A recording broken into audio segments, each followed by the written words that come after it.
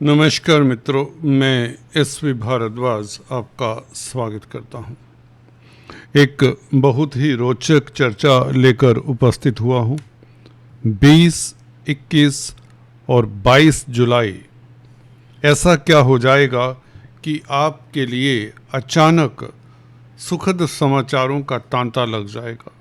दोस्तों, किसी तरह की अनहोनी नहीं होने के योग होनी होगी। जो होकर रहना है वह तो होकर ही रहता है। दोस्तों, जो मैं ये चर्चा करने जा रहा हूँ ये आपको काफ़ी अचंभित कर देगी। और अभी तक हालांकि आपने जुलाई का राशिफल देखा होगा, इन जुलाई की 3 तिथियों के बारे में शायद ही किसी ने बताया हो, क्योंकि यहाँ पर इस तरह के परिवर्तन होकर इस तरह का संबंध बनने जा रहा है जो आप लोगों के लिए काफ़ी लाभकारी सिद्ध होने वाला है। हालांकि ये सूक्ष्म परिवर्तन है, सामने से नज़र नहीं आता, फिर भी जो रिसर्च करने की आदत रखते हैं ज्योतिषाचार्य, एस्ट्रोलॉजर्स, वह ये देख पाते हैं कि 20, 21, 22 तारीख को ऐसा क्या हो जाएगा कि कर्क राशि वालों के वारे न्यारे हो सकते हैं। दोस्तों, आपकी जिज्ञासा को बहुत ज़्यादा नहीं बढ़ाते और बताने जा रहा हूँ उस खास बिंदु की बात करेंगे, उस खास टॉपिक की बात करेंगे जो आपको पद भी दे जाएगा, प्रतिष्ठा भी दे जाएगा, आपके लिए लव लाइफ उत्तम होगा, आपका स्वास्थ्य उत्तम होगा और संतान की ओर से खास आपको सुखद समाचार मिलेगा। घर परिवार में मांगलिक कार्य के योग बनते हैं। कैरियर में डेफिनेटली कोई बड़ा उछाल, कोई बड़ा सुखद समाचार मिलने के योग बनते हैं, आदि इत्यादि। दोस्तों, इस विवेचना को विस्तार से बताने से पहले एक औपचारिकता, अगर आप पहली बार आए तो सब्सक्राइब करके बेल आइकन दबा दें। पूर्वा फाल्गुनी नक्षत्र का नाम तो आपने सुना होगा। जी हाँ दोस्तों, पूर्वा फाल्गुनी नक्षत्र शुक्र का नक्षत्र है, अति उत्तम नक्षत्र है। जो जातक इन नक्षत्रों में पैदा होते हैं, रोहिणी नक्षत्र, विशाखा नक्षत्र, पुनरावसु नक्षत्र, रेवती नक्षत्र, भरणी नक्षत्र, ये सब शुभ ग्रहों के नक्षत्र हैं।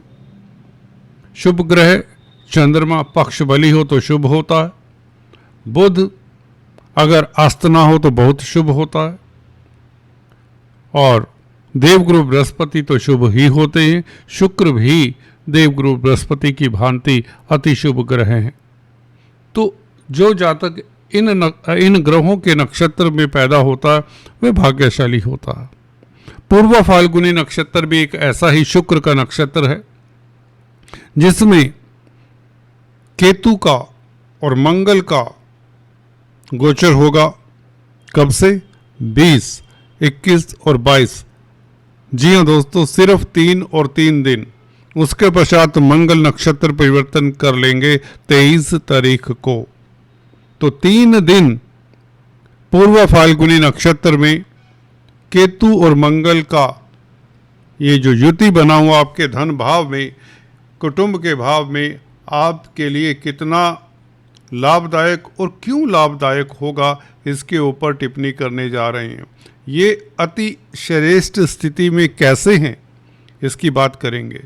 पहले तो आपको बता दें, मंगल आपके कर्म भाव के मालिक है, 10th हाउस के मालिक है, जो स्टेटस का भाव भी होता है, और पंचम भाव के मालिक है, जो विद्या बुद्धि संतान का भाव है। और पंचम भाव को मंगल पहले से ही देख रहे हैं, संतान के भाव को मंगल देख रहे हैं केतु से युत होकर। तो पूर्व फाल्गुनी नक्षत्र में ये जो गोचर है मंगल का, बहुत लाभकारी कैसे होगा। केतु का साथ में साथ होगा, केतु कैटालिस्ट का ही कार्य करेंगे। मंगल तो मित्र क्षेत्रीय हैं, तो बहुत अच्छी स्थिति में पहले से ही हैं। हालांकि यदा कदा केतु हल्का फुल्का खलल जरूर डाल देते हैं।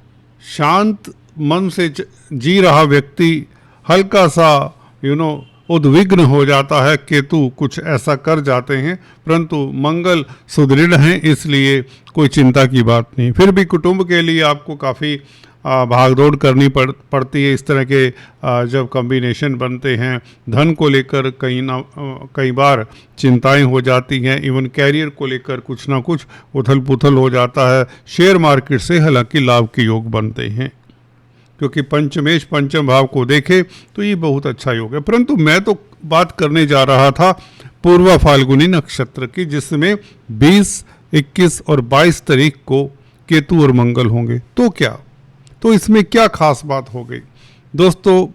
केतु और मंगल शुक्र के नक्षत्र में 20, 21, 22 तारीख को, और शुक्र आपके क्योंकि लाभ स्थान में है तो शुक्र का प्रभाव देंगे। जो ग्रह जिस नक्षत्र में होता है उस नक्षत्र के मालिक का प्रभाव भी दिखाता है काफी हद तक।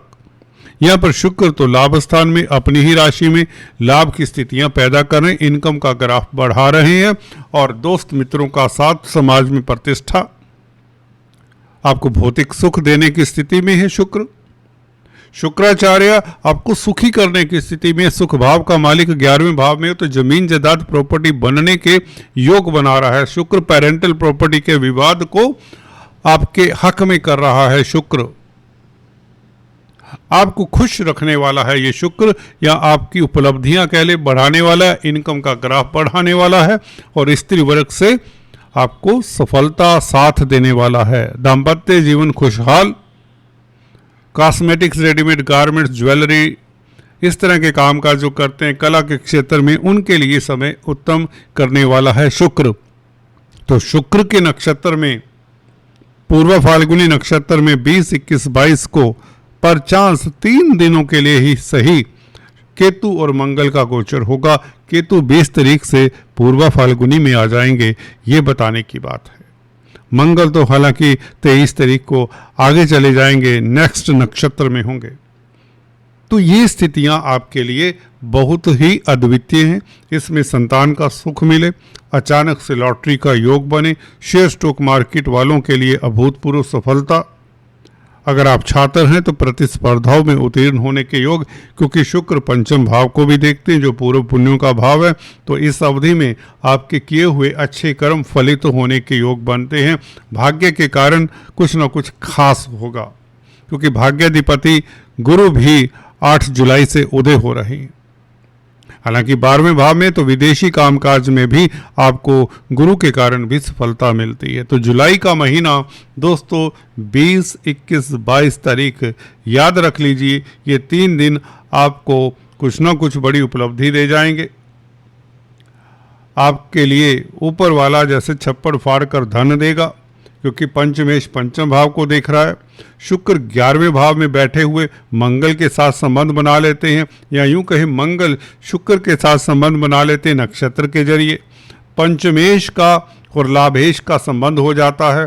पंचमेश लाभेश का जब संबंध हो तो लॉटरी के योग बनते हैं, विंडफॉल के योग बनते हैं। शेयर मार्केट, म्यूचुअल फंड्स, वायदा व्यापारी, ट्रेडिंग, बिजनेस करने वालों के लिए स्थितियां बहुत उत्तम। वैसे भी बुध दिग्बली लगन में चले आ रहे हैं, तो विदेशों से लाभ, निवेश के लिए अच्छे मौके मिलेंगे। आपको जो प्रोग्राम आप बना रहे हैं, जो प्लानिंग कर रहे हैं बिजनेस में, वह सार्थक नजर आती है। उसमें बड़ी आसानी से आप प्रोग्रेस कर लेंगे। तो स्टेटस बढ़ता है आपका मंगल के कारण। द्वितीय भाव अर्थ त्रिकोण है, 10th Lord sitting in 2nd house, तो आपके कैरियर में भी उछाल आ सकता है, कोई बड़ी अपॉर्चुनिटी आपको मिल सकती है। तो कुल मिलाकर ये नक्षत्र का परिवर्तन लाजवाब है। ये 3 दिन आपके लिए उन्नति के हैं, सफलता के हैं और कामयाबी के हैं। दोस्तों आज इतना ही, फिर से मिलेंगे, तब तक के लिए stay tune. Please do subscribe, like and share. Thank you so much.